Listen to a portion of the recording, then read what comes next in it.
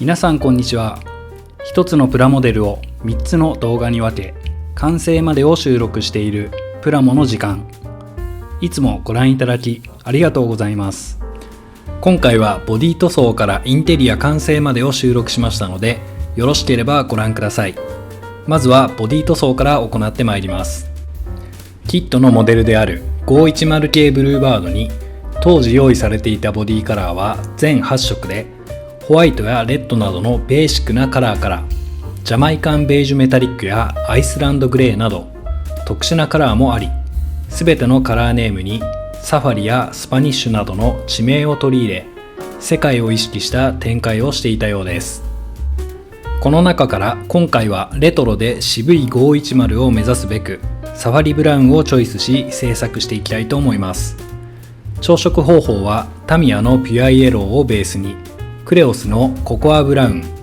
隠し味に同じくルマングリーンをそれぞれ8対2プラスグリーンが1滴で作ってみました。ボディ塗装の工程としては3工程で、1工程目は各曲線や角と呼ばれる部分を中心に、2工程目はルーフやボンネットなどを中心とした広い面積の部分、3工程目は各部ムラのないよう塗装をしていきます。次にエアブラシを使用した塗り分けを行います。塗装工程の順番としては、下回りパーツやメタリックパーツの下地としてブラック系、次にシルバーなどのメタリック系、最後にそれ以外のカラーとなります。またメタリック系の塗装工程では素材の違いを演出するため、マスキングテープやマスキングコート剤でマスクをした後、ミッションケースやマフラー触媒部分にはフラットアルミを吹き付け、さらにエキゾーストパイプ部にはスーパーチタンを吹き付け、ホイールにはクレオスのスーパーゴールド2にブラックを少量混ぜ、ブロンズに調色したものを吹き付けてあります。インテリアに関しては説明書指定通りではなく、ベースにセミグロスブラックを塗装し、シートファブリック部分にはクレオスの艶消しスムースクリアを塗装、素材の違いを表現してみました。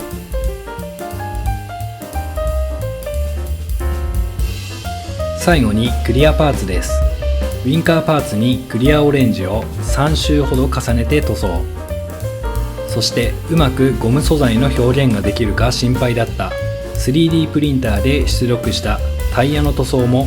エボブラックの吹き付けで問題なさそう。これでエアブラシを使用した塗り分けの完了です。続いて筆を使用した塗り分けを行っていきます。筆で塗り分けたパーツは主にインテリアパーツで、旧車のインテリアはブラックの使い分けとメッキと木目の表現が上手に仕上げるキーポイントだと思っているので、ポイントを押さえた上で仕上げていきます。まずはダッシュボードパネルに対しアクリルシルバーを差し込みます。エアコンルーバーはそこからさらに墨入れ塗料のブラックを入れ、エナメル溶剤を染み込ませた綿棒で余計な部分を拭き取り、シルバー部分を浮き上がらせメッキ表現としました。自作出力したくるくるハンドルやドアノブパーツの縁にはフォーアーティストマーカーのシルバーでメッキを表現。ハンドルとシフトノブの木目は下地にエナメルシルバーを、そこからさらにウッドブラウンをドライブラシ気味で重ね、塗料が乾いたらクリアオレンジを全体に塗装し木目としました。ウィンカーレンズには裏面からシルバーを塗装し、透け防止と発色アップとします。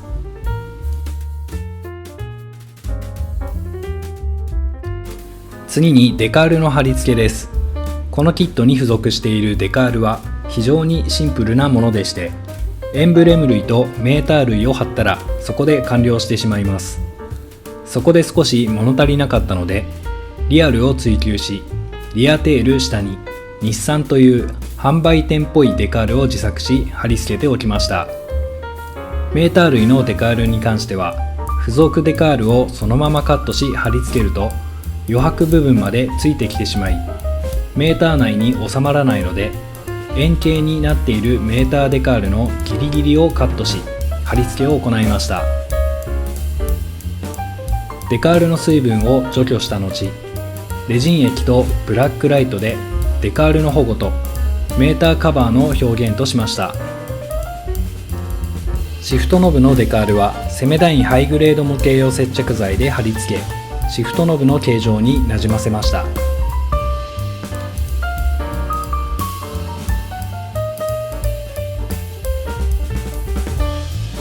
続いて足回りの調整です。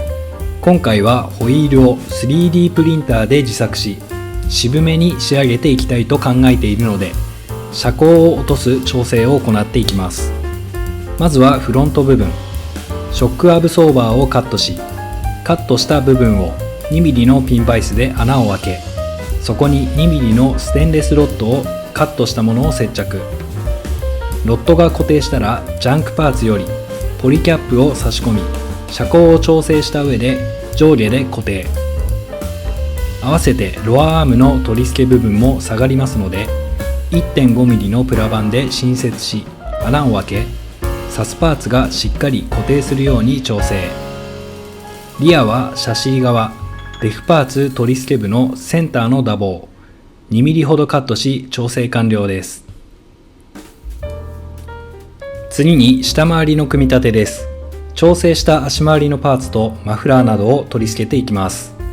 まずはフロントの足回りパーツを接着。見栄えを良くするために付属のアームパーツや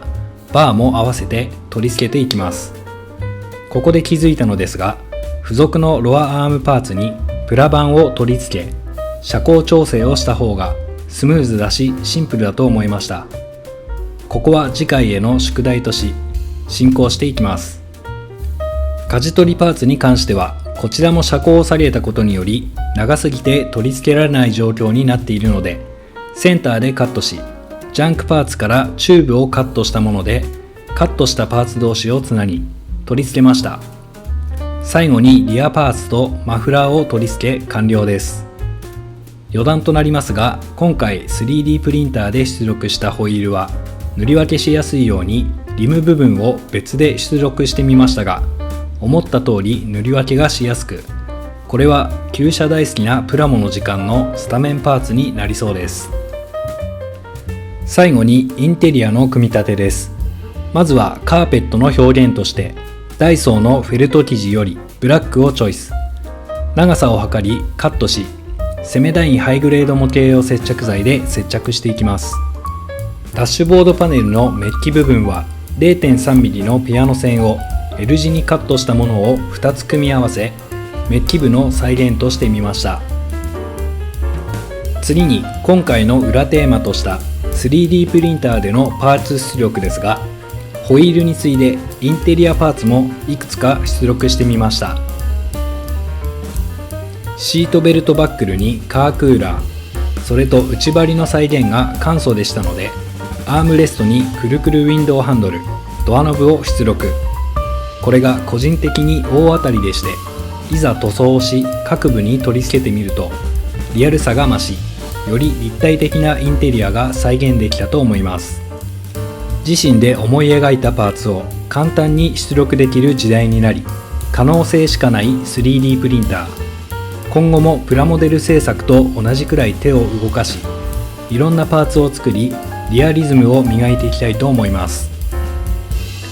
さて製作の方はシートにフィニッシャーズのシートベルトと自作したバックルを接着。グローブボックスとハンドル部分のキーシリンダーにはアドラーズネストのブラインドリベットヘッド S を取り付け、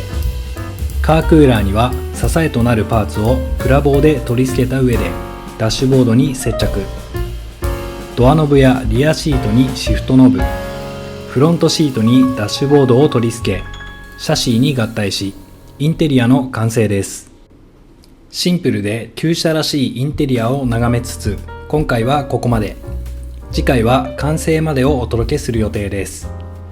ご視聴いただきありがとうございました。